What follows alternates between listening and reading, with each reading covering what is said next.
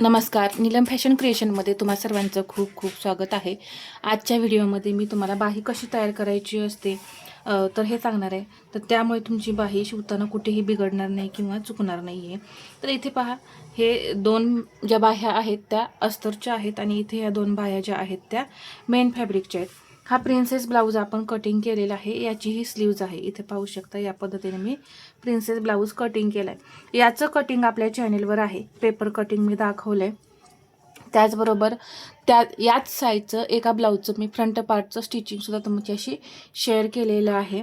तर तुम्ही आपल्या चॅनलवर जा. एकदम परफेक्ट असा पप येतो आणि बसायलासुद्धा एकदम सुंदर असा फिटिंगमध्ये बसतो. आता आज आपण बाहीविषयी पाहणार आहे. तर ह्या दोन मेन फॅब्रिकच्या बाह्या आणि दोन अस्तरच्या बाह्या आहेत. तर या इथे अशा एकमेकावरती ठेवून घ्यायच्या. यातली आता मी एक बाही पहा, माझी ही पद्धत आहे. मी नेहमी याच पद्धतीने बाही जी आहे ती स्टिच करते. त्यामुळे तुमची बाही जी आहे ती चुकत नाही. आता यातली मी ही एक बाही जी आहे पहा, मी अशी उलटी सुलटी वगैरे काही नाही करणार आहे. डायरेक्ट अशी उचलते आणि इथं ठेवते आणि यावरती पहा, ह्या मेन फॅब्रिकच्या दोन्ही बाह्या आहेत ह्या अशा नेऊन ठेवल्या. म्हणजे ही बाजू आपली लक्षात घ्यायचं पहिल्यांदा, ही जी मेन फॅब्रिकची बाजू आहे ती सरळ असली पाहिजे. आणि पहा, म्हणजे ही सुद्धा बाजू आपली सरळच येणार. त्याच्यावरती ही अस्तरची बाही, मेन फॅब्रिक सरळ, त्यावरती अस्तरची बाही आणि इथे सुद्धा तसंच होणार आहे. मग ही गोष्ट आपल्याला लक्षात घ्यायची आहे. आता यातली ही मी एक बाजू जी आहे ती काढून घेते बाजूला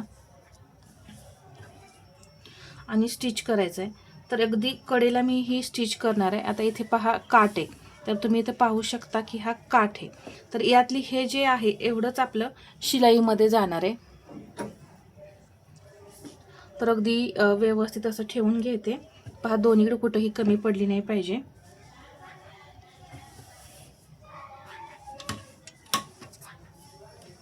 तर आता तुम्ही इथं म्हणाल इथं जॉईंट का दिलाय, तर हा जॉईंट मी अस्तर कमी पडल्यामुळे मी इथं जॉईंट देऊन ही बाहीची उंची जी आहे ती वाढवलेली आहे. इथे रुंदीमध्ये जोड देण्यापेक्षा मी इथं उंचीमध्ये जोड दिलेला आहे, कारण उंचीमध्ये मला ते कमी पडत होतं.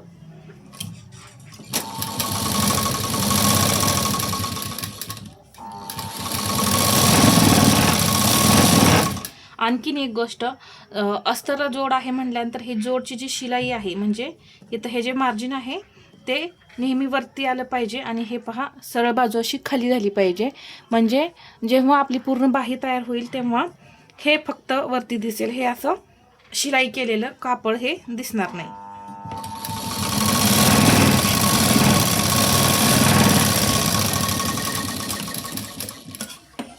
शिलाई देऊन झाली. दिल्यानंतर आता हा भाग, आता हे जे मार्जिन आहे ते याच बाजूला ठेवायचं, म्हणजे अस्तरच्या बाजूला झालं पाहिजे. आता आपण अस्तर असं फोल्ड करणार ना, तर हे मार्जिन जे इथं आहे तुम्हाला मी खडूने दाखवते.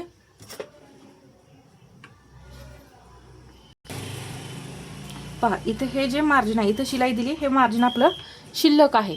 तर हे जे मार्जिन आहे हे या अस्तरवरच्या बाजूला, हे अस्तरची जी बाजू आहे इकडे झालं पाहिजे. आता इथे दिसतेच पहा, नखाने जरा असं प्रेस करायचं. तर इथे पहा, ही बाजू जी आहे आपली जी स्टिचिंग केलेली मार्जिनची, ती पहा इकडेच आहे. तर यावरती एक दाब टीप देऊन घ्यायची.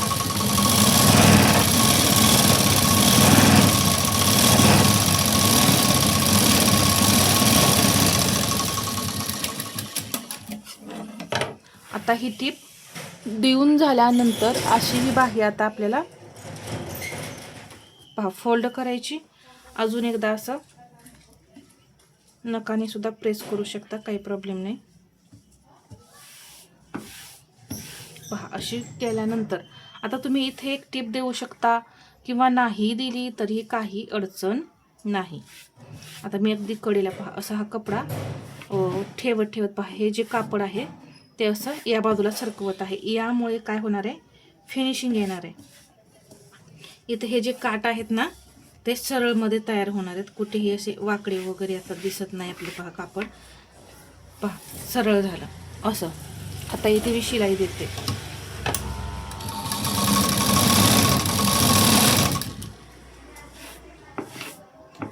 असे हाताने कापड आपल्याला बाजूला करावं.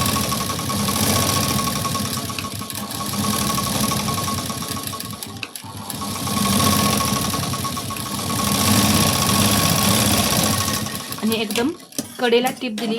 आता इथे तुम्हाला कुठेही चून दिसणार नाही, एकही बारीक चून इथं आलेली नाही, कारण आपण शिलाई देताना हा कापड असा बाजूला सारत सारत आपण इथं शिलाई दिली. आता बाही अशी उलटी करून घ्यायची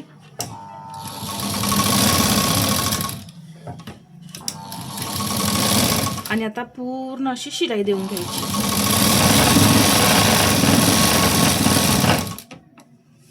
तर इथे सुद्धा पहा, जर घोळ येत असेल, कापड गोळा होत असेल तर हा हात असा ठेवायचा. पहा इथे, आणि अगदी व्यवस्थित हळूहळू तुम्ही शिलाई देऊ शकता.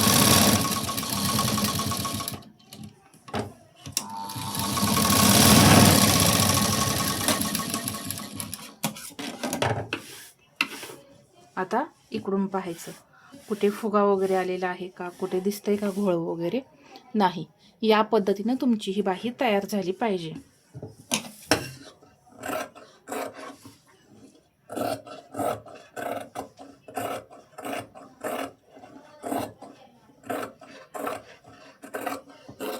आता हे जे एक्स्ट्रा राहिलेलं फॅब्रिक आहे, मेन फॅब्रिक, हे असं कट करून काढायचं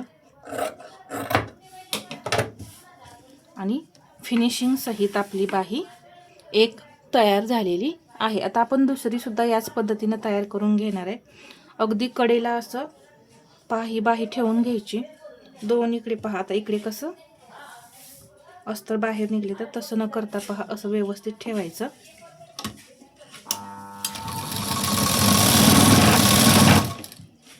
एकदम इथं अशी कडेला ठेवणार आहे.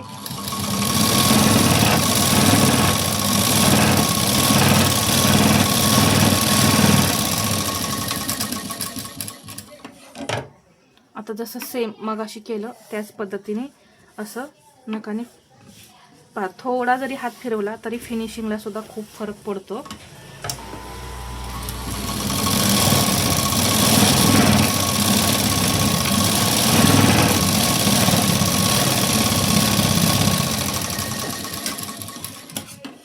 दाब टीप दिलेली आहे. आता ही बाही अशी आतमध्ये फोल्ड करायची आणि जसं मी मगाशी सांगितलं तसं इथे सुद्धा तसंच करायचं.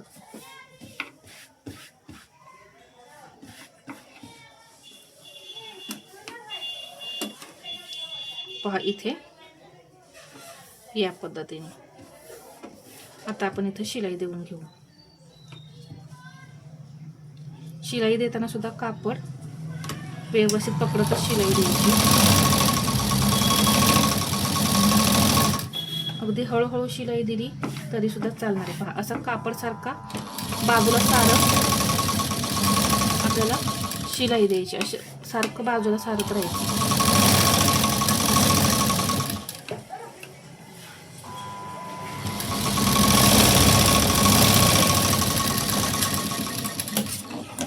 आता इथेही तुम्हाला कुठेही चून दिसणार नाही, कुठेही पहा एकसारखं प्लेन असं हे बाही आपली तयार झाली. आता बाही मी उलटी करून घेते.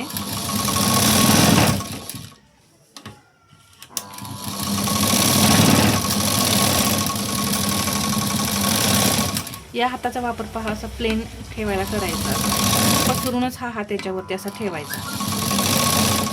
आता इथे आलं की काय करायचं पहा असं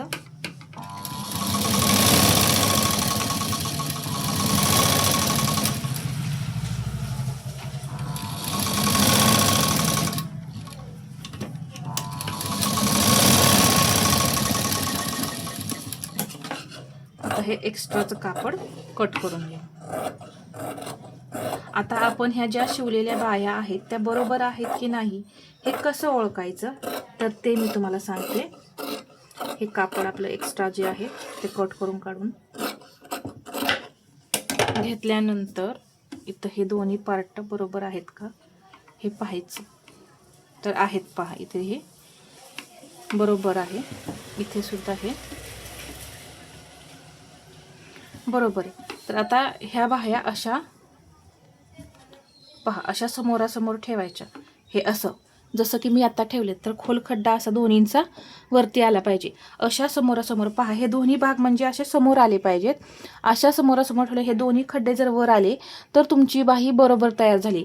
एक बाही तुमची अशी म्हणजे हे तोंड इकडंच राहणार, परंतु हा जर इथं, मी तुम्हाला इथं उदाहरण देते. आता ह्या बाह्या आपल्या दोन्ही बरोबर आहेत, तर असे आपण आता अशी ठेवली बाही, तर हे इकडच्या बाहीला खड्डा आहे आणि इकडच्या बाहीला असा खोल खड्डा वरती दिसत नसेल, पाठीमागचा भाग जो आहे तो वरती दिसत असेल, तर तुमची यातली एक बाही चुकलेली आहे हे समजायचं. तर पहा, असं समोरासमोर ठेवला की खड्डा असा पहा वरती आला पाहिजे दोन्ही बाह्यांचा. जर हे असं समजत नसेल तर बाही दोन्हीही अशा पसरून ठेवा. ठेवल्यानंतर पहा, हा खड्डा इकडे आहे आणि हा खड्डा इकडे आहे. जर असा समोरासमोर आला तर चुकीची बाही आपली तयार झाली. मग एका बाहीचा या बाजूला आणि एका बाहीचा या बाजूला जर खोल खड्डा जो आहे तो तयार झाला, म्हणजे पुढचा भाग झाला, तर आपली बाही बरोबर आहे हे लक्षात घ्या. मग नवीन शिकणाऱ्या ज्या असतात ना, त्यांच्या बाह्या पहा शक्यतो अशा होतात, एका बाजूच्या होतात. तर ते होऊ नये यासाठी मी तुम्हाला इथं सांगते. पहा, असं समोरासमोर ठेवायच्या, म्हणजे हे खोल खड्डे आपले समोर आले पाहिजेत. तर या इथे मी जी बाहीची पद्धत सांगितली ती तुम्हाला कशी वाटली हे मला कमेंटमध्ये सांगा. आणि व्हिडिओ आवडला असेल तर लाईक, शेअर आणि सबस्क्राईब करायला विसरू नका. धन्यवाद.